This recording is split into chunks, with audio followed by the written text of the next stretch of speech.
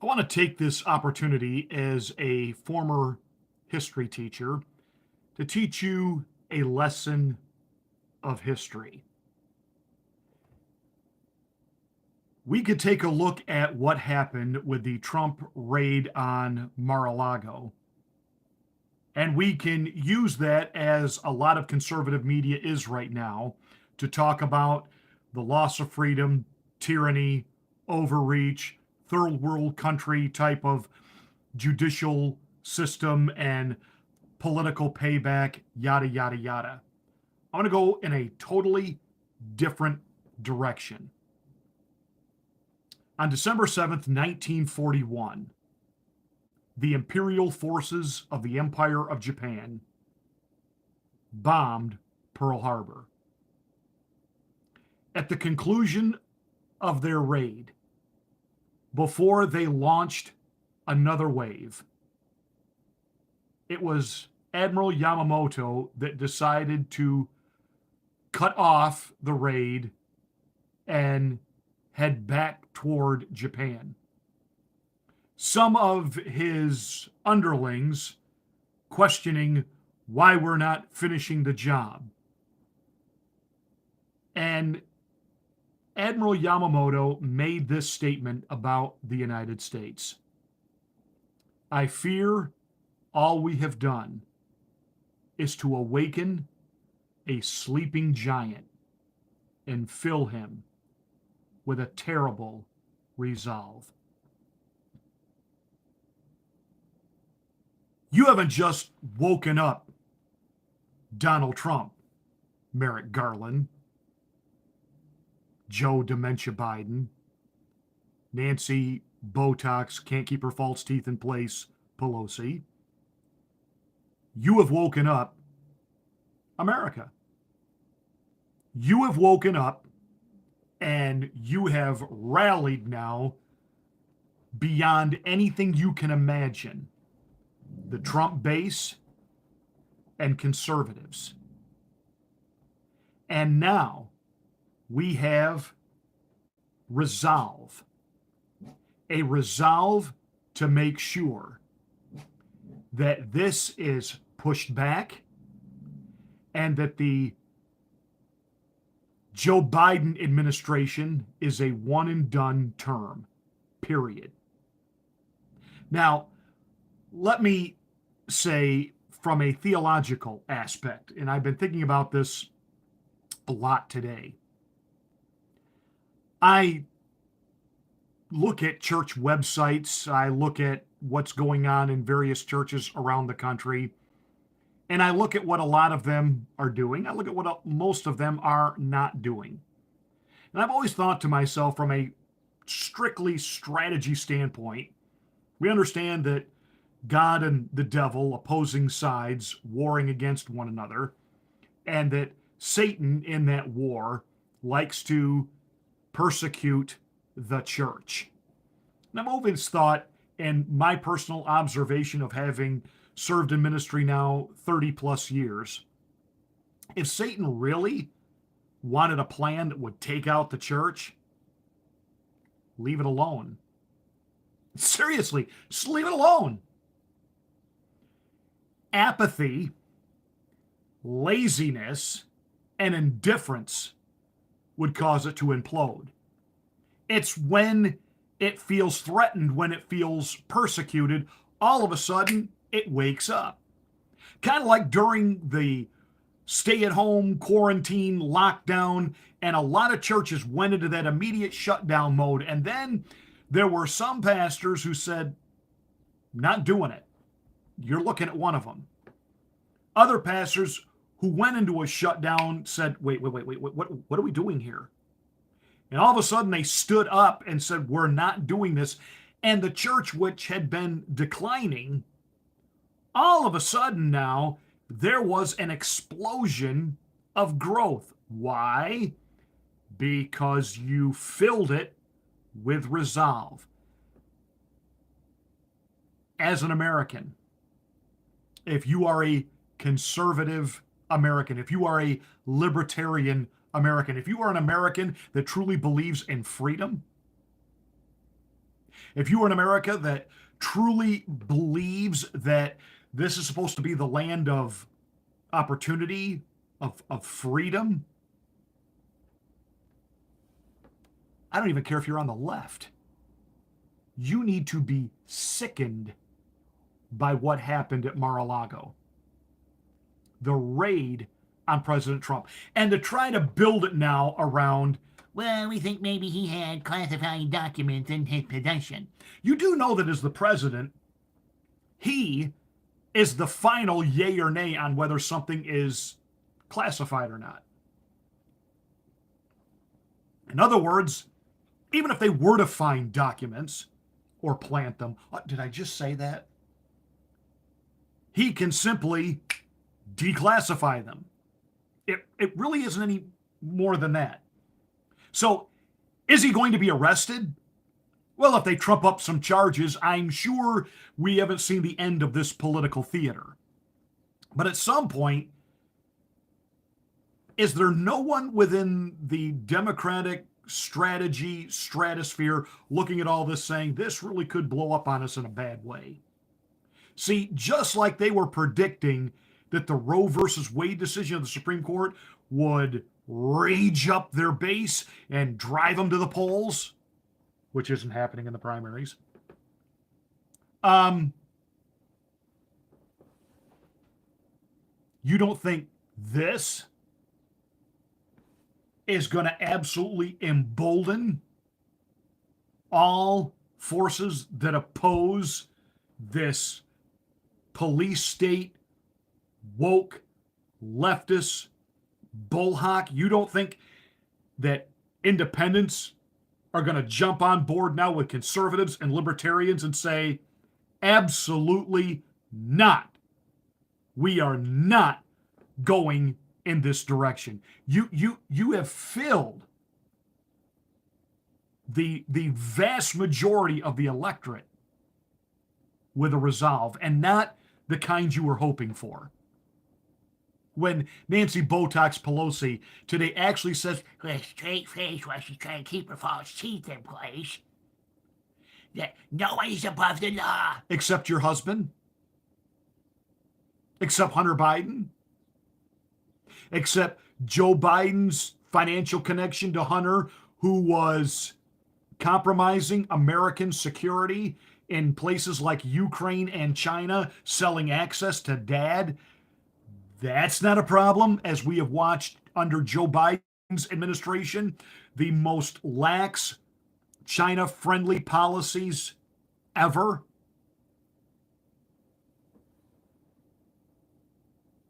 And you want to talk about it's illegal and it puts the country in danger for classified documents to be placed someplace unclassified, if that even happened. One name, Hillary Rodham Clinton. Remember that server she had, where she was still as Secretary of State, engaging in actual official business, representing the country in an unprotected, unguarded, unsecure private server. Now, what happened to Hillary? Don't do that. Don't do that. Don't do that. Now, those of you that are having a wet dream fantasy, this will keep him from running for president, because that's all this is about. Keep Trump from running.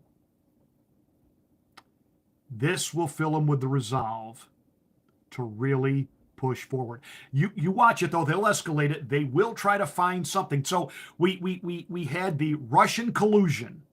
You would think after 6 years of trying to take this guy down, they would finally have figured something out. But, these are Democrats. They couldn't make the Russian collusion case. In the very beginning, he said, they illegally spied on me. And the media laughed and lampooned and made fun. And then they found out, really? They did lie to get those FISA warrants, and they were spying on him. Somebody said today, well, a judge did have to sign off on this raid. Oh, and judges aren't political? Give me a break. Give me a break. Well, we're not even sure if President Biden knew about it. The only part of that that might be true is with his dementia, he may not remember it. When Nancy Pelosi says again, with a straight face, trying to keep her false teeth in, I heard some chatter about documents. You mean like when you were sitting there with members of the Department of Justice and the FBI director cooking up this little raid? When you were in on all that? You said, his case says he took documents. Hillary Rodham Clinton actually spoke with, employed foreign agents to create a false dossier against Donald Trump. Members of the Hillary campaign went to an embassy to pick up this dossier. An embassy is sovereign foreign soil. So you're engaging a foreign entity to interfere in a U.S. election, and Hillary's not in jail? See, Donald Trump here is an enemy, not of Democrats, of the establishment, of the deep state swamp, of the ruling class oligarch. And they wear both uniforms, Democrat and Republican. You've got Dick Cheney now creating ads for his daughter Liz. The war criminal, who ought to be in a jail cell, war profiteer. You don't think that establishment Republicans and Democrats are working together to take down the guy who really is the outsider? That's what this is about. And again, to make you be afraid to ever think that you can rise up and have a political voice different than whatever they give you. Because even most of the conservative choices that we would be presented would simply be given to us by the opposition, approved opposition. Again, I like Ron DeSantis. He's done an outstanding job in Florida. Needs to stay there, needs to keep doing it. Trump really is the outsider. The only reason they haven't literally taken him, by that I mean on a permanent basis, they don't want to make a hero of him. So I don't think this is going to work out like they hoped. This needs to fill you with resolve. Now, let me just say this. Do not take the bait. Do not get stupid, and don't post stupid here. I don't want to hear about, revolution and violent. Don't take their bait. Because that's something else they would like. You know why they had to pull this little raid over the documents? Because the January 6th hearings were a bust, and they know it.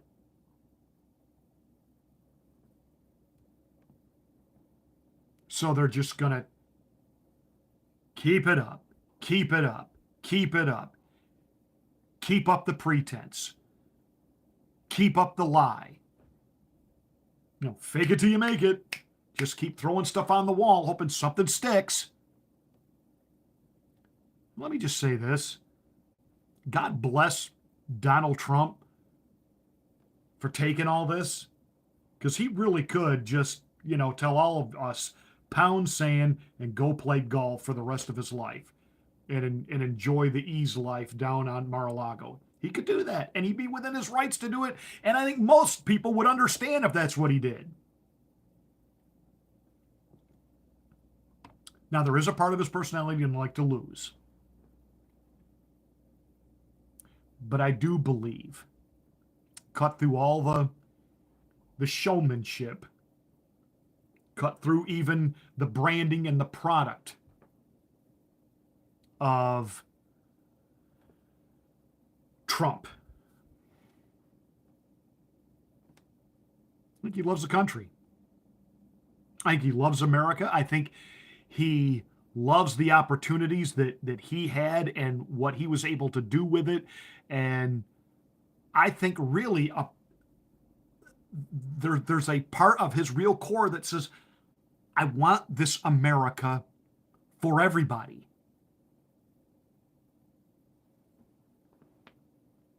So he's not part of the ruling class. He's not part of the establishment. He's not part of the clique or the club, which means he can't be controlled, which makes him dangerous to the political establishment.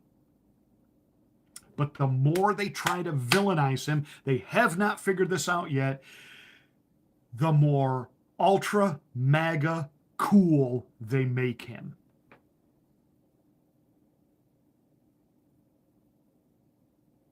So, I guess this is better than summer reruns, but God bless Donald Trump, what he's got to be going through right now. But again, learning from history, I fear all we have done is to awaken a sleeping giant and fill him with a terrible resolve. Donald Trump is fully awake. The question is, are you? Don't go stupid. Don't go play into their trap and start spouting off things on social media so that they can try to concoct yet another. Don't do it. Vote. Vote in such overwhelming numbers with so many eyes watching, so much pushback happening out in sight for everyone. Make sure we send a message loud and clear. Be vocal, be engaged, but don't be stupid. And take that resolve and go do the right thing.